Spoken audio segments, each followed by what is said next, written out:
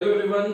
तो आज का हमारा टॉपिक है सुपर प्रॉफिट मेथड। इससे पिछली वाली वीडियोस के अंदर हमने एवरेज प्रॉफिट मेथड समझा था, गुडविल का मतलब क्या होता है, what are the factors affecting, what are the features, nature of goodwill. ये दो तीन टॉपिक्स हम पिछली वाली दो वीडियोस के अंदर कवर कर चुके हैं। तो आज की वीडियो का हमारा टॉपिक है super profit method. So super profit method के अंदर step number 1 is find average profit. ये एवरेज प्रॉफिट आपने एज इट इज निकालना है जैसे आपने एवरेज प्रॉफिट मेथड के अंदर निकालना है। Now the addition of in this method is you need to find out capital employed capital employed. Now normal profit कैसे निकलेगा? Capital employed multiply by normal rate of return. NRR is normal rate of return and this is always given in question. ये भी question के अंदर हमेशा given होगी, जैसे number of years purchase बताई होती है क्वेश्चन। सो नॉर्मल प्रॉफिट निकालने के लिए capital employed multiply by normal rate of return divide by 100। So there is a note regarding calculation of capital employed. कई बार क्या होता है, कुछ क्वेश्चंस के अंदर आपको कैपिटल एम्प्लॉयड की वैल्यू बता दी जाती है, कई बार आपको बैलेंस शीट बता दी जाती है, उसके बाद आपको कैपिटल एम्प्लॉयड की वैल्यू खुद निकालनी होती है। So there is a note regarding capital employed. अभी हम आते हैं इसके ऊपर। So in step number 3 आपने यहाँ पर सुपर प्रॉफिट निकालना है। सुपर प्रॉफिट कैसे निकलेगा? Average profit that is step number 1 minus normal profit that is step number 2. तो step number 1 minus step number 2 that is average profit minus normal profit, you will get super profit. And in step number 4 you will have the value of goodwill. कैसे? Super profit multiply by number of years purchase, जो हमेशा question के अंदर आपको बताई गई होगी। यहां तक क्लियर है? एक क्वेश्चन कर लेते हैं इसी का ही। नाउ लेट्स सी क्या है उस क्वेश्चन के अंदर। So the question here is there are years. Question year हमारे पास है 1, 2 and 3, 1, 2 and 3, and the profit is 18,000. Profit in rupees it is 18,000, 20,000 and 22,000, 20,000 and 22,000। ये 3 सालों के हमें प्रॉफिट्स क्वेश्चन के अंदर है। Further there is a capital investment. There is a capital investment. Now what is this capital investment? This is capital employed. Capital investment है हमारे पास 60,000 rupees की। मींस कैपिटल एम्प्लॉयड आपको क्वेश्चन में बता दी, तो इसकी रिक्वायरमेंट नहीं है। रिक्वायरमेंट नहीं, अभी समझेंगे इसकी कहां पर रिक्वायरमेंट आएगी। So capital employed is 60,000 and normal rate of return is 10%।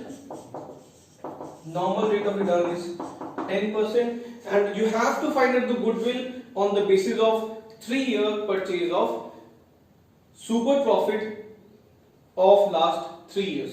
Means number of years purchase is 3, super profit हमने 3 सालों का निकालना है। चलिए निकालते हैं। तो सबसे पहले हमें क्या चाहिए? हमें टोटल प्रॉफिट चाहिए। टोटल प्रॉफिट कैसे निकलेगा? इन सबको प्लस करने का। 18,000 प्लस 20,000 प्लस 22, 22 और 18 40, 40 और 20 60,000। So therefore 60,000 divide by 3 1 2 3, तो टोटल एवरेज प्रॉफिट हमारे पास आ जाएगा 20,000 रुपए का। 20,000 एवरेज प्रॉफिट आ गया। इसके बाद हमें यहां पर निकालना होता है नॉर्मल प्रॉफिट। नॉर्मल प्रॉफिट कैसे निकलेगा? Capital employed multiply by normal rate of return. तो व्हाट इज कैपिटल एम्प्लॉयड? ये 60,000 multiplied by normal rate of return, that is 10%, 10 by 100. Therefore, normal profit is 6,000. Normal profit कितना आया? 6,000. Capital employed question में given है। So in step number 3 हमें निकालना होता है SP का फॉर्मूला है AP minus NP। तो एवरेज प्रॉफिट हमने निकाला 20,000 minus normal profit, that is 6,000. Therefore, super profit is 14,000 हमारे पास सुपर प्रॉफिट आ गया है। Further let's find out the value of goodwill. अब गुडविल की वैल्यू निकालनी है, तो super profit multiply by number of years purchase. Super profit is 14,000 multiply by number of years purchase is 3 Now 14 multiplied by 3, the answer will be 42,000. So therefore the goodwill by using super profit method is 42,000. So ये तो था एक normal question जहां पर capital employed की value आपको given है. Now in case हमें क्वेश्चन के अंदर कैपिटल एम्प्लॉयड की वैल्यू नहीं बताई and we have to find out the value of capital employed. Now let's see how to find out the value of capital employed. So basically there are two approaches, liability approach and asset approach. When we use liability approach हमें क्या करना है, let's see capital plus reserves. Capital जो given होगी हमें balance sheet के अंदर plus reserve करने का, capital plus reserve minus fictitious assets. These are your deferred revenue expenditure. For example, advertisement suspense account. ये कौन से खर्चे होंगे? Basically, these are the expenditures of revenue nature. But इनकी जो यूसेज है वो मल्टीपल ईयर्स में होती है, इसीलिए हम इन्हें फिक्टिशियस एसेट्स बोलते हैं. आपको बैलेंस शीट के अंदर क्लियरली बोला गया होगा एसेट साइड में फिक्टिशियस एसेट्स या फिर डिफर्ड रेवेन्यू एक्सपेंडिचर. आप इसे ऐसे पहचान सकते हो. नेक्स्ट थिंग जो आपको यहां से माइनस करनी है वो है नॉन ट्रेड इन्वेस्टमेंट्स. अभी इसके रिगार्डिंग में एक नोट है वो हम यहां पर डिस्कस करेंगे. तो अभी आपने क्या समझना है, minus non trade investments. And the third thing जो आपने डिडक्ट करनी है वो है गुडविल. अब ये गुडविल कौन सी है? अगर बैलेंस शीट के अंदर हमें कोई वैल्यू दी हुई है रिगार्डिंग गुडविल, बैलेंस शीट में एसेट साइड गिवन होगी, वहां से आप इसे रिकॉग्नाइज कर सकते हो. सो बाय यूजिंग लायबिलिटी अप्रोच आपको क्या करना है, capital plus reserve minus fictitious assets minus non trade investments and minus goodwill if in books. So you will have the value of capital employed by using liability approach. अब हम बात करते हैं asset approach के ऊपर. Asset approach के अंदर आपके पास क्या वैल्यूज होंगी? You will be having the values of total assets और you can say total liabilities, both are equal. You are very much aware about this. Minus क्या करोगे? Outside liabilities. Now what are outside liabilities? These are the liabilities towards outsiders, responsibility to pay outsiders of the firm. For example non-current liabilities, long-term liabilities. और क्या है? current liabilities, जिसका दूसरा नाम क्या है? short-term liabilities. तो outside liabilities आपने माइनस करनी है. बाकी तीन चीजें देखो, यहां पर भी ये तीन चीजें हैं और यहां पर भी ये तीन चीजें. आप कोई भी अप्रोच यूज करो, इन तीनों को आपने माइनस करना ही करना है. whether you are using liability approach, either asset approach, कोई भी अप्रोच अगर आप यूज कर रहे हो तो ये तीनों चीजें आपको माइनस करनी ही है. चेंज क्या है? लायबिलिटी के अंदर कैपिटल प्लस रिजर्व होगा, एसेट के अंदर total assets minus outside liabilities होंगी और ये तीनों चीजें तो कॉमन रहेंगी.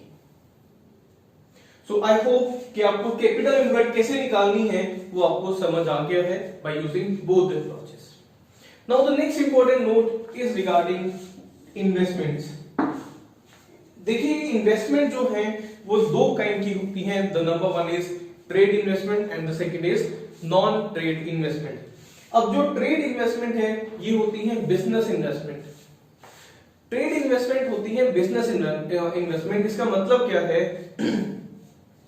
इट मींस ट्रेड इन्वेस्टमेंट हम जब भी करेंगे ये हमारे बिजनेस से रिलेटेड होंगी. These are always related to our business. And non trade investment जो भी होंगी वो हमारे बिजनेस से रिलेट नहीं करती होंगी और नॉन ट्रेड इन्वेस्टमेंट को हम सिर्फ और सिर्फ गेन अर्न करने के लिए करते हैं, बिजनेस की प्रमोशन के लिए नहीं. ट्रेड इन्वेस्टमेंट को हम बिजनेस प्रमोशन के लिए करते हैं, नॉन ट्रेड इन्वेस्टमेंट को सिर्फ पैसा कमाने के लिए करते हैं. तो जब भी आपने कैपिटल एम्प्लॉयड निकालनी है तो वहां से नॉन ट्रेड इन्वेस्टमेंट्स माइनस करनी है. ट्रेड इन्वेस्टमेंट का कोई लिंक नहीं है. नाउ इन केस आपको क्वेश्चन के अंदर सिर्फ और सिर्फ बोल दिया इन्वेस्टमेंट्स. क्या बोल दिया? बैलेंस शीट के अंदर सिर्फ इन्वेस्टमेंट बोल दिया, इन्वेस्टमेंट्स, और ये नहीं बताया कि ये ट्रेड इन्वेस्टमेंट है या नॉन ट्रेड इन्वेस्टमेंट है. इन दिस सिचुएशन आपको ये एज्यूम करना है ये जो इन्वेस्टमेंट है this is non trade investment. It means अगर क्वेश्चन के अंदर सिर्फ इन्वेस्टमेंट लिखा हुआ है तो आप उसे माइनस करोगे यहां से। So this is it regarding the calculation of capital employed and note regarding investments. I hope it is clear to you. एक क्वेश्चन करते हैं जहां पर आपको कैपिटल एम्प्लॉयड की वैल्यू निकालनी होगी और हम उसी के साथ ही सुपर प्रॉफिट मेथड को खत्म कर देंगे। फुल फेज क्वेश्चन करते हैं ऑफ सुपर प्रॉफिट मेथड और ये क्वेश्चन करने के बाद हमारा ये मेथड खत्म हो जाएगा। चलिए देखते हैं क्वेश्चन में क्या है। हमारे पास क्वेश्चन में स्ट्रेट फॉरवर्ड एवरेज प्रॉफिट हमें बता दिया, तो हमारा एक काम तो आसान हो गया सॉल्यूशन के अंदर। जो सबसे पहला स्टेप होता है, जो हमने एवरेज प्रॉफिट निकालना होता है, वो हमें क्वेश्चन में स्ट्रेट फॉरवर्ड बता दिया। कितना है? 4 lakh. Normal rate of return is 10%। फिर हमें बैलेंस शीट बता दी। बैलेंस शीट के अंदर क्या क्या वैल्यूज हैं?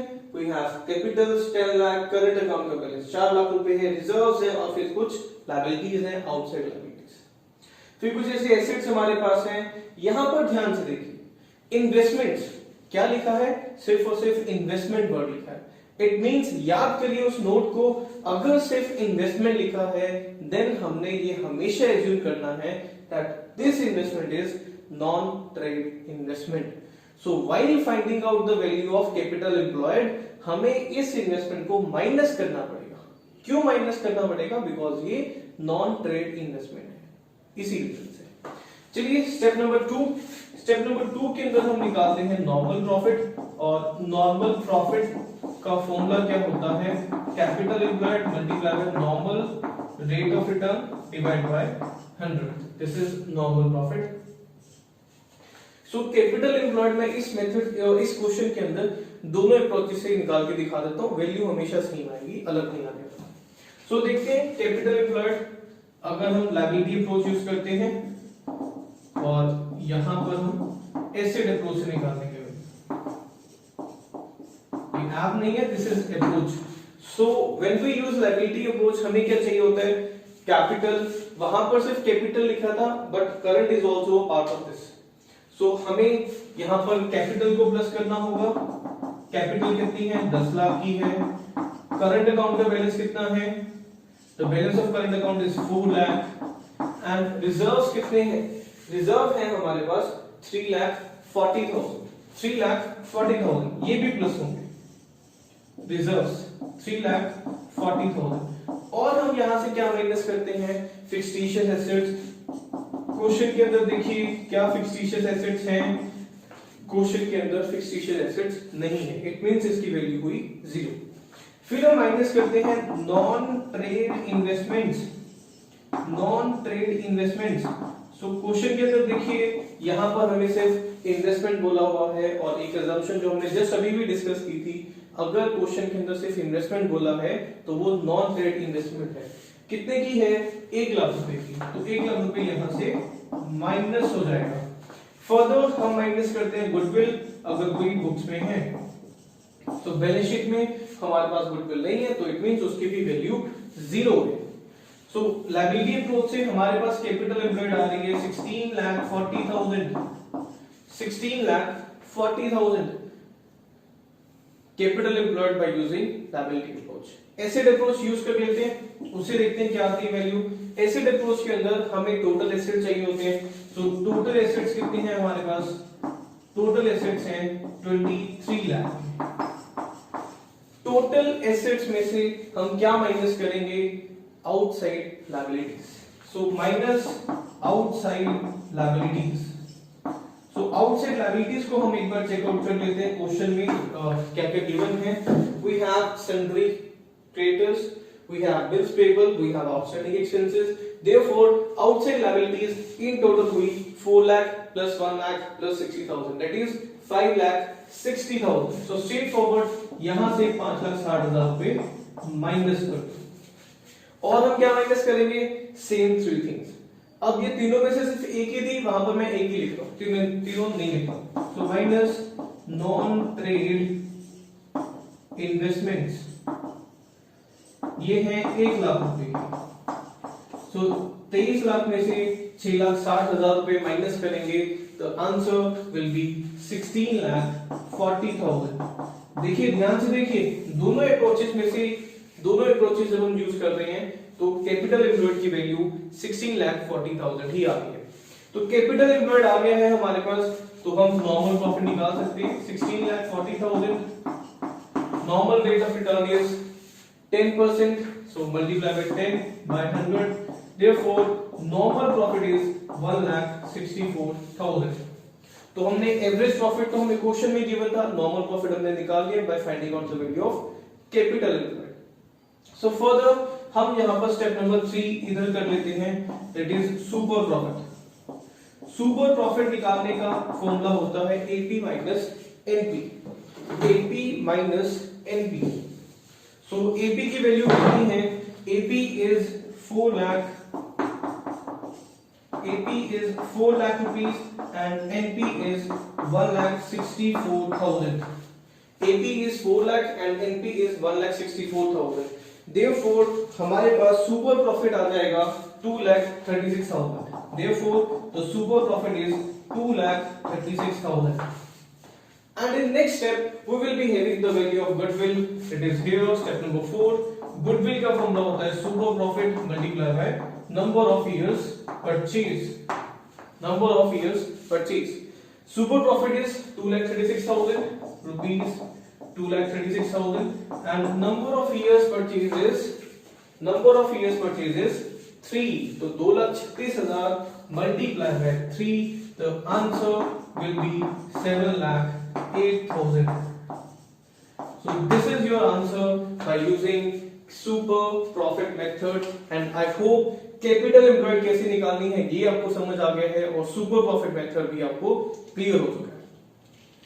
सो I request you all to please subscribe to our channel, like our videos, please comment and give us reviews regarding the quality of the videos and the voice quality. Please give us reviews. Thank you so much.